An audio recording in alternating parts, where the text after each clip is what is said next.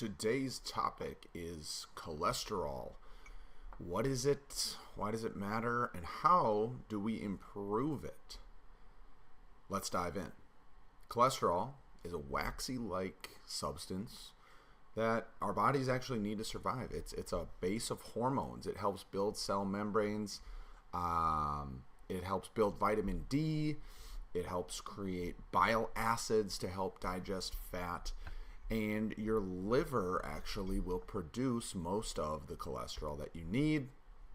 And a very, very tiny amount comes from food. And actually, in recent years, the recommendations have gotten caught up with the science in that dietary cholesterol is not as bad as we thought. So for all those years that egg yolks were demonized because they were high in dietary cholesterol, turns out a food that's high in dietary cholesterol does not automatically convert to increasing your serum cholesterol levels. Now, the issue is not with cholesterol itself, but how it's transported in your bloodstream. We have two players in this game. We've got LDL, low-density lipoproteins, often called bad cholesterol. Carries cholesterol from the liver to tissues, and too much of it can lead to buildup in artery walls. Then we've got HDL, high-density lipoproteins, which is good cholesterol. It helps carry cholesterol back to the liver where it can be broken down and removed. When LDL gets too high and HDL gets too low, the risk of atherosclerosis, plaque buildup in the arteries,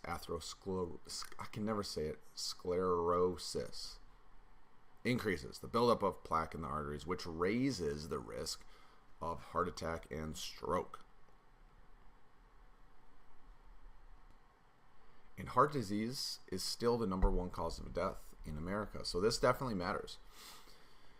Why does it matter? Well, when LDL particles circulate in the blood for long periods of times, they can become oxidized, get trapped in the artery wall, and trigger inflammation. One way to think about this is they harden and they crystallize and they create blockages in your arteries called plaques, and this narrows the arteries. This can make them more rigid. If that plaque ruptures or breaks off, it can cause a blood clot that blocks blood flow, which is how heart attacks and strokes happen. This process happens slowly over decades, and this is why cholesterol management matters and is important to pay attention to long before symptoms show up. Okay?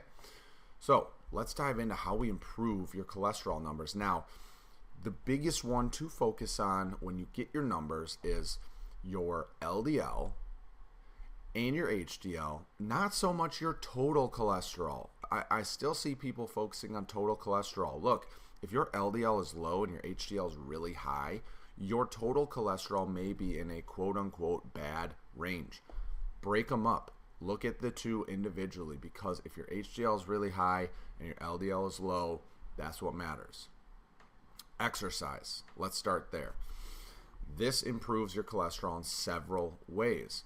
Regular aerobic or cardiovascular exercise, my favorite, can increase your HDL by 5 to 10%.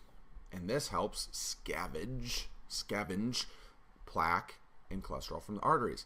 It also helps lower blood triglycerides, which is another huge marker to pay attention to for cardiovascular health. And it also helps shift the particle size from small, dense LDL to larger, less harmful, less likely to get clogged up particles of cholesterol. So what works best? Well, no shocker here, everything helps. So your zone 2, lower intensity recovery type cardio, 30 to 45 minutes helps. Strength training, 2 to 4 days. We always talk about how it improves metabolic health and insulin sensitivity.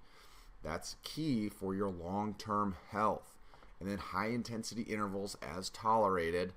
These short, high-intensity bursts, 1 to 2 times per week, help really drive that blood through. Think about that like cleaning the pipes out, okay?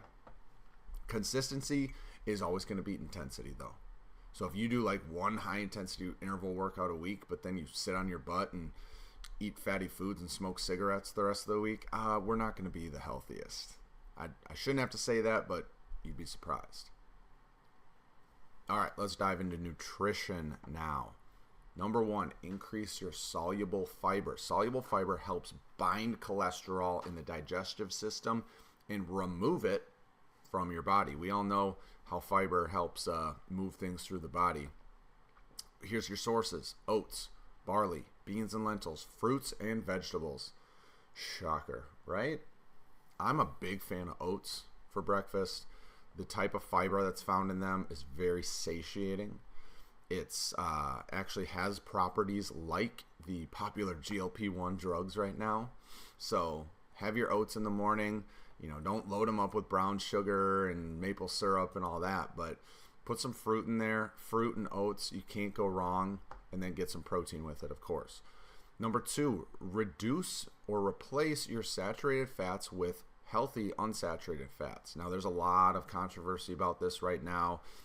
Some people are saying saturated fat is not all that bad.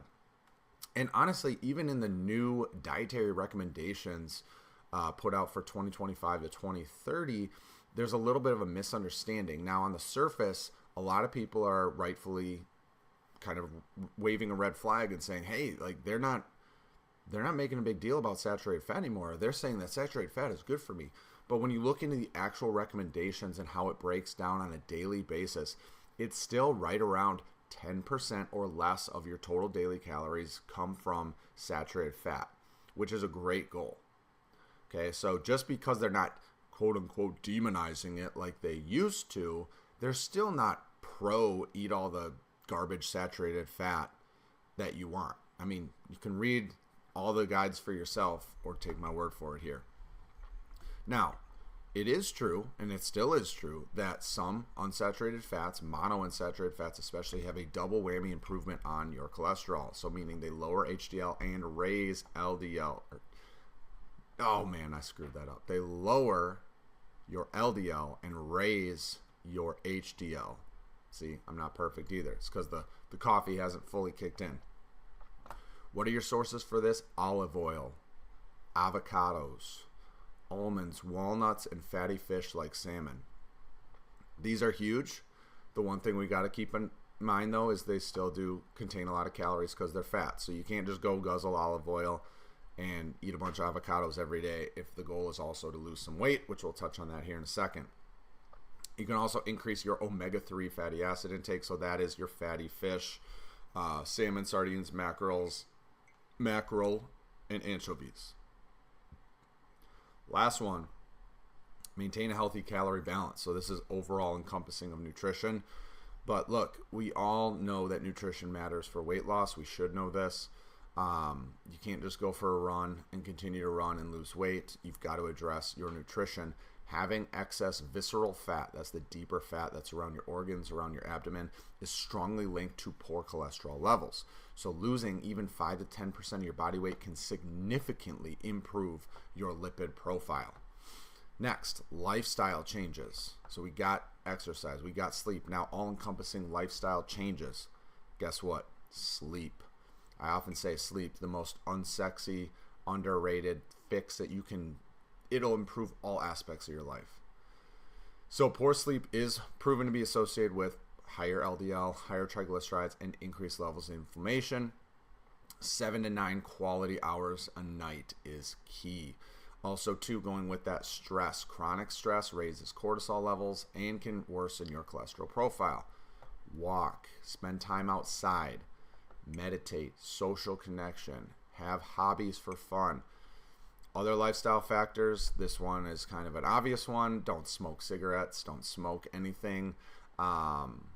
It significantly lowers your HDL and damages your blood vessels, making it easy for those plaques to form.